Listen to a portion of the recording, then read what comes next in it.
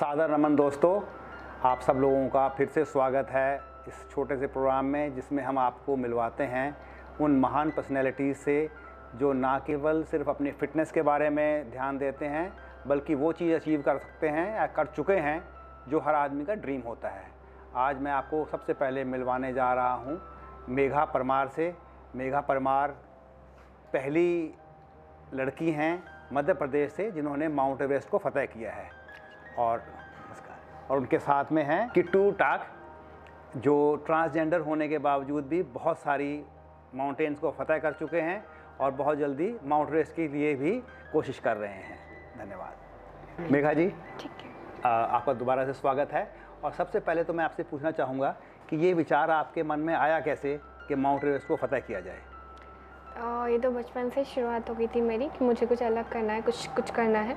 और जिस परिवार से मैं थी तो वहाँ पहले क्या होता था, जैसे मेरी 6 बुआएं हैं, हम 7 बहनें थी।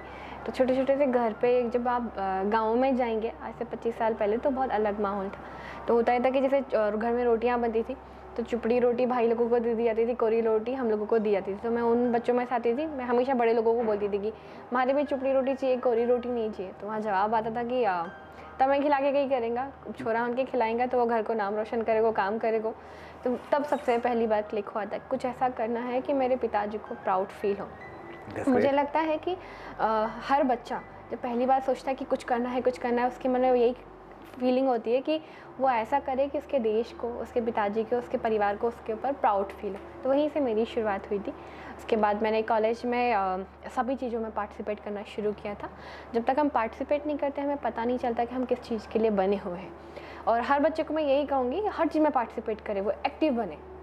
ये टेक्नोलॉजी के अलावा जो ग्राउंड है जिस पे आप जोर दे रहे फिटनेस पे, हर चीज़ में जब हम पार्टिसिपेट करते हैं तो हमें पता चलता है। तब मुझे लगा कि मैं खेल में, स्पोर्ट्स में बहुत अच्छा कर सकती हूँ। और उसी दरमियान मैंने पढ़ा था कि मध्य प्रदेश के 2 लड़कों ने माउंट एवरेस्ट सबमिट किया। तो पहली बार क्लिक हुआ था कि मध्य प्रदेश से लड़के ने किया है, लड़की ने नहीं किया है। 32 साल पहले बछेंद्री पाल मैम ने किया है। तो मध्य प्रदेश की लड़की मैं क्यों नहीं हो सकती? मेरे भी तो 2 हाथ पैर हैं। जब तक हम अपने आप को किसी और से कम नहीं आंकते तो हम कुछ भी कर सकते। फिर पहली बार क्लिक हुआ, फिर माउंटेनियरिंग की ट्रेनिंग ली। माउंटेनियरिंग के कोर्स होते हैं भारत। ये किस सन की बात हुई जब स्टार्ट किया आपने इसको? ये 2016-17 की बात है। तब मैंने पहली बार सोचा था। फिर माउंटेनियरिंग के कोर्स किए, 6000 के काफ़ी सारे माउंटेन्स क्लाइम किए। फिर फाइनली खुद को ट्रस्ट हुआ कि हाँ मैं माउंट एवरेस्ट सबमिट कर सकती हूँ। तो इसके लिए सबसे ज़्यादा आप किसको श्रेय देना चाहेंगे जिन्होंने आपकी माउंटेनियरिंग में हेल्प की और इसको हासिल करने में आपका साथ दिया? सबसे पहले मेरे गुरु, मेरे सभी टीचर्स, क्योंकि सफलता कभी एक की नहीं होती, उसके पीछे कई लोगों के हाथ होते हैं। तो मेरे SR मोहंती सर मेरे पिता तुल्य हैं वे मेरे लिए। मेरे गुरु जल चतुर्वेदी सर, SK प्रसाद सर जो मेरे कोच साहब थे, और विजेंद्र सर, रवि कौशलकर भैया, मेरे मम्मी पापा, मेरा भाई, सभी उस समय की वो टीम है। और भी के शोभितनाथ शर्मा सर जो हमेशा आपके पीछे, जो पर्दे के पीछे वाली टीम होती है, तो वो टीम मेरे लिए सबसे इम्पोर्टेंट होती है सर। उनकी वजह से मैं आज यहाँ तक पहुँची हूँ। अच्छा, अब ये बताएं आप सबसे पहले कि ये आपने जो 4 कॉन्टिनेंट्स में अलग अलग जो उनकी पीक्स हैं उनको फतह किया है, उनको इस बारे में बताइए। कौन कौन से कॉन्टिनेंट में किस किस पीक को आपने किया है, सबमिट किया है जी? सबसे पहले एशिया का हाईएस्ट माउंटेन माउंट एवरेस्ट, दुनिया का सबसे ऊंचा माउंटेन माउंट एवरेस्ट क्लाइम किया था। तो उसकी डिफ़िकल्टीज़ बहुत अलग है। जैसे हर व्यक्ति अपने आप में अलग होता है, हर माउंटेन अलग होता है, पर सबसे डिफ़िकल्ट माउंट एवरेस्ट ही होता है। 2 महीने का एक्सपेक्टेशन होता है, 4 कैंप होते हैं हमारे। दूसरे गेम में आप हारते हो या जीतते हो। माउंटेनियरिंग एक ऐसा गेम होता है जिसमें आप या तो ज़िंदा रहते हो या छोटी गलती की वजह से मर जाते हो। 25-25 किलो के हमारे बैग होते हैं। और इससे पहले की जो ट्रेनिंग होती है वो बहुत ज़्यादा टफ होती है। पूरे 1 साल हम 10 किलोमीटर एवरी डे दौड़ते हैं। हर सैटरडे 21 किलोमीटर दौड़ते हैं। अपने आप को ग्राउंड पे ये फील करते हैं कि माउंट एवरेस्ट पे है। खाना उस हिसाब से खाते हैं। तो वो एक बहुत ख़तरनाक वाली ट्रेनिंग हो जाती है। फिर माउंट एवरेस्ट पे जाते हैं तो पहाड़ों के चैलेंजेस बहुत डिफरेंट हो जाते हैं। कभी भी अवलांच आ सकते हैं, कई सारे क्रवासेस हमें क्रॉस करने पड़ते हैं। 70 डिग्री का ग्रेडियंट होता है जिसमें सीधा सीधा चलना होता है। उसके बाद कई बार ऐसा होता है कि डेड बॉडीज़ के बगल से हमें क्रॉस करना पड़ता है, कई बार डेड बॉडीज़ के ऊपर से क्रॉस करना पड़ता है। कैंप 4 डेथ जोन कहा जाता है, जहाँ डेड बॉडीज़ स्लीपिंग बैग में बंद करी हुई रखी होती है, वहीं टेंट लगा होता है, वहाँ रहना होता है। फिर सबमिट पुश 18 घंटे के सबमिट करने के बाद आप टॉप पे पहुँचते हो और फिर इंडिया का फ्लैग निकालते हो, फीलिंग अलग होती है। तो ये काफ़ी टफ और चैलेंजिंग हो जाता है माउंट एवरेस्ट। और उसके बाद फिर आता है अफ्रीका का हाईएस्ट माउंटेन माउंट किलिमंजारो, जहाँ मैंने टीम को पहली बार लीड किया था। एज ए लीडर मैं गई थी और मैंने काफ़ी सारे रिकॉर्ड वहाँ पे पहली बार कायम करवाए थे। भारत के पहले डॉक्टर थे शिशु रोग विशेषज्ञ, उन्होंने माउंट किलिमंजारो मेरे साथ क्लाइंब किया। मध्य प्रदेश की ओल्डेस्ट वूमन है जिनको मैंने क्लाइंब करवाया, 49 ईयर्स की हैं वो, उन्होंने क्लाइंब करवाया, प्रॉपर प्रैक्टिस करवाई, और एक 15 साल का बच्चा था जिसने क्लाइंब किया।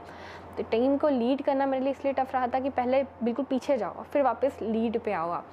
और रॉकी माउंटेन था किलिमंजारो, बहुत तूफ़ान आते हैं वहाँ पे, रेतीले, तो वो एक अलग चैलेंज हो जाता है। फिर जब यूरोप का highest mountain mount Elbrus climb किया, तो मैं उस समय बड़ा ओवर कॉन्फिडेंस हो गई थी, अरे इजी माउंटेन है, कम हाइट है, पर वहाँ चैलेंज डिफरेंट था। द्वितीय विश्व युद्ध यदि हारा गया तो तब मुझे समझ में आया कि क्यों हुआ। वहाँ पल पल कुछ मिनटों में वेदर चेंज हो जाता है, कभी इतना ठंड की ऐसा लगता है सारी रजाइयाँ ओढ़ के बैठ जाओ, कभी इतनी गर्मी ऐसा लगता है सब कुछ छोड़ दो, कभी भी स्नोफॉल स्टार्ट हो जाता है, मतलब पल पल में वेदर चेंज होता है, आप समझ नहीं सकते कि क्या रिएक्ट करना है आपको। तो ये बहुत टफ चैलेंज हो जाता है। फिर ऑस्ट्रेलिया का हाईएस्ट माउंटेन माउंट कोजियस को क्लाइंब किया, इतनी हवा कि हम हमारे गियर तक प्रॉपर नहीं पहन पा रहे थे वहाँ पे, विंड स्पीड बहुत फास्ट थी, मतलब 80 किलोमीटर प्रति घंटे की रफ्तार से जब हवाएं होती है, इंसान खड़ा होगा उसे ऐसा लगेगा कि वो नीचे बैठ जाए वरना वो उड़ जाएगा। इस तरह के चैलेंजेस थे। जब मेरे साथ फिर मध्य प्रदेश के पहले पुरुष शोभितनाथ शर्मा सर है, उन्होंने भी क्लाइंब किया, तो ये पूरा एक्सपीरियंस अलग अलग माउंटेन्स का रहा था। फिर जब मैं बेटी बचाओ बेटी पढ़ाओ की ब्रांड एम्बेसडर हूँ और उस दायित्व को निभाना, और बहुत सारी बच्चियाँ जब मुझे फॉलो करती है और उन्हें सही मार्गदर्शन देना, ये अलग ही मेरे लिए एक चैलेंज हो जाता है सर। बहुत ही बढ़िया। अच्छा, एक लास्ट चीज़ मैं आपसे और पूछना चाहूँगा, जैसे आप इस समय हरियाणा में हैं और हरियाणा ने एक पॉलिसी के थ्रू ये कहा गया है कि जो भी कोई माउंटेन को सबमिट करेगा उसको इमीडिएटली डीएसपी की पोस्ट इन पुलिस और उसके इक्विवेलेंट जो भी उनको पसंद हो वो पोस्ट दी जाएगी। जहाँ तक मुझे जानकारी है कि मध्य प्रदेश में अभी तक ऐसी कोई स्कीम नहीं है, तो आप तो इसमें लीड कर रही हैं, आपने पहली लड़की हैं, तो आप मध्य प्रदेश सरकार को क्या सजेशन देना चाहेंगी कि वो इस तरह के जो महान कार्य करते हैं, जो भारत का नाम रोशन करते हैं, अपनी स्टेट का नाम रोशन करते हैं, उसको कैसे वो मोटिवेट करें? सर जैसे मैं अभी माउंट एवरेस्ट सबमिट करी, किट्टू सौरभ टांग जी को मैं अब ट्रेन कर रही हूँ और वे भी एक नया आयाम करेंगे।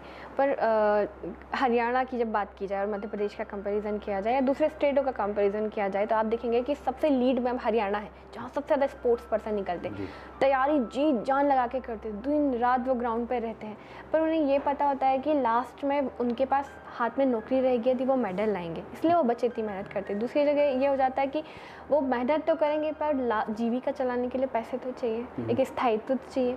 खिलाड़ी जीवन भर बुढ़ा होने तक तो खेल नहीं सकता ना, उसके बाद उसको भी तो अपनी जीविका चलानी है। कहीं ना कहीं दूसरे स्टेटों में ये पॉलिसी नहीं है, जिसकी वजह से और खिलाड़ी और बच्चे नहीं निकल पाते। यदि उन्हें ऐसा लगेगा कि बाद में हाँ उनके लिए कुछ चीज़ है, तो वो खुल के पार्टिसिपेट करेंगे, प्रैक्टिस करेंगे, अपना 100% देंगे। इसीलिए फिर बच्चे सोचते हैं कि पढ़ाई से नौकरी तो मिलेगी, खेलने से क्या मिलेगा, इसलिए प्रॉपर खिलाड़ी नहीं निकल पाते। मैं पूरे देश भर के जितने भी राज्य हैं, मैं चाहूँगी कि जैसे हरियाणा सरकार एक उदाहरण है, और भी बहुत अच्छी अच्छी पॉलिसीज़ हैं जो हम स्पोर्ट्स पर्सन के लिए बना सकते हैं, ताकि हमारा देश पूरे दुनिया में स्पोर्ट्स में टॉप पे पहुँचे। बच्चे पार्टिसिपेट करेंगे तभी तो मेडल्स आएंगे। अच्छा, अभी मैं थोड़ा सा टाइम किटू जी से लूँगा। किटू जी, आप बताइए कि आपको सबसे चैलेंजिंग कौन से पीक को सबमिट करने में लगा था? जी, मैंने अभी पहली पीक कंप्लीट किया, अननेम पीक है हिमाचल प्रदेश में, तो मेरे लिए टफ़ था, पहला था, और मैंने 6000 मीटर तक मैं गई हूँ, और ये मैं करने वाली भारत की पहली किन्नर हूँ जिसने किया है। और ये मुझे सक्षम करने में मेरे गुरु का, मेरे टीचर्स का हाथ है, जिसमें काजल मंगलमुखी जी हैं और मेघा मैम हैं और शोभितनाथ शर्मा जी हैं, SK प्रसाद सर हैं। तो इनका बहुत बड़ा रोल रहा है मेरी लाइफ में। गुरु जिन्होंने मुझे मार्गदर्शन दिया, मेघा मैम जिन्होंने मुझे ट्रेनिंग कराई और जिन्होंने मेरे को अपने साथ रखकर मुझे आगे बढ़ाया, शोभित सर जिन्होंने एक पिता की तरह आगे बढ़ाया। और बहुत चैलेंजिंग था मेरे लिए। बेस कैंप में मेरी रात को तबीयत ख़राब हो जाती थी क्योंकि वहाँ पे -7 टेम्परेचर होता था, तो सुबह होते होते मेरी और तबीयत ख़राब होती, फिर सुबह चलना होता था 3-3 4-4 घंटे।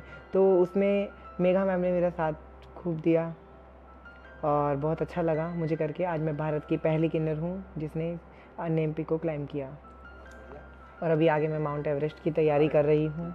तो उसके लिए तो भाई सीरियसली हम सब की तरफ से आपको पूरे ताली बजा के हम आपके इसके बारे में आपको वेलकम करेंगे और आपको मोटिवेट करेंगे। तो दोस्तों इसके साथ ही यहाँ के हम इसको विश्राम देते हैं और बहुत जल्दी ही जब मेगा मैम किटू मैम को दोबारा से इनका दोबारा हो जाएगा, उनका पहली बार हो जाएगा माउंट एवरेस्ट सबमिट करना, दोबारा से आपको तंग किया जाएगा। तब तक के लिए सादर नमन भाई, जय श्री राम।